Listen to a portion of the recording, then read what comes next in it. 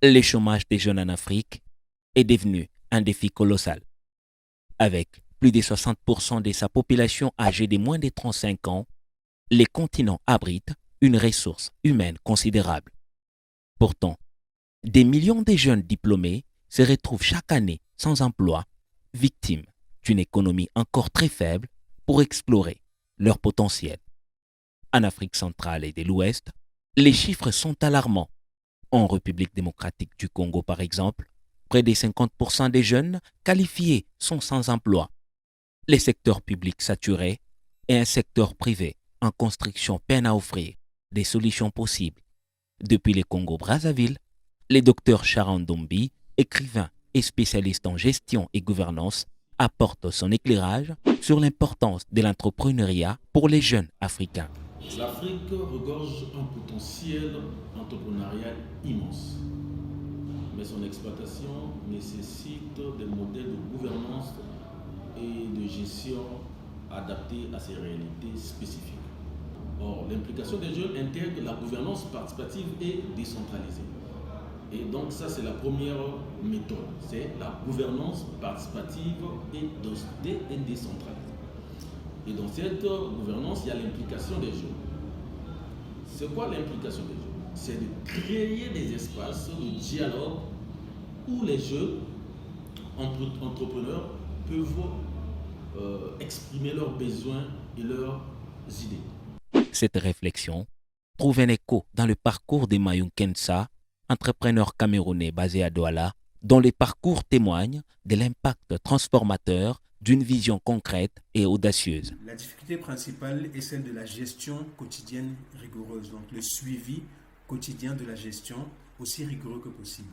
Donc c'est une chose sur laquelle nous insistons autant que possible avec les entrepreneurs pour que si nous travaillons ensemble, que nous assurons que la gestion quotidienne soit aussi bien gérée que possible, parce qu'une bonne gestion quotidienne garantit le succès de l'entreprise.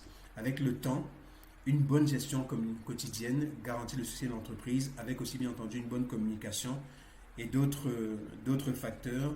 Mais si nous restons sur la difficulté principale que les entrepreneurs ont, celle d'assurer une bonne gestion, un bon suivi quotidien de leur gestion, de manière à la fin du mois, à la fin de la semaine, à la fin du trimestre, d'avoir des comptes précis, de savoir exactement ce que l'entreprise a fait, ce qu'elle a gagné, où elle a perdu éventuellement, quels sont les points, quels sont les postes qui fonctionnent le mieux.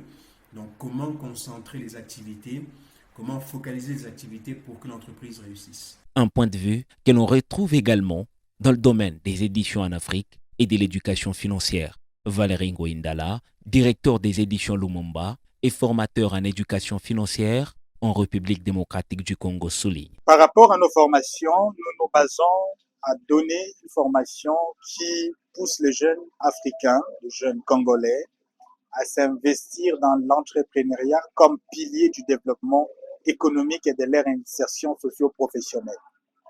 C'est vrai, nos principaux enseignements s'articulent autour de 4 piliers, dont la planification financière, le mentorat financier, l'action pérennisation, ainsi que l'investissement.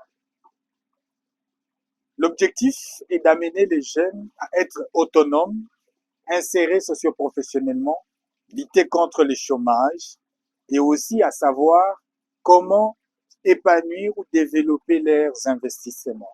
Un rapport des Nations Unies intitulé Situation et perspectives de l'économie mondiale en 2025 prévoit une reprise économique modérée pour l'Afrique avec une croissance estimée à 3,7% en 2025 et 4% en 2026, soutenue par des investissements ciblés et l'intégration régionale via la zone de libre-échange continentale africaine, ZLECAf en sigle. Alors que l'économie mondiale reste atone, l'Afrique détient un potentiel unique grâce à sa jeunesse.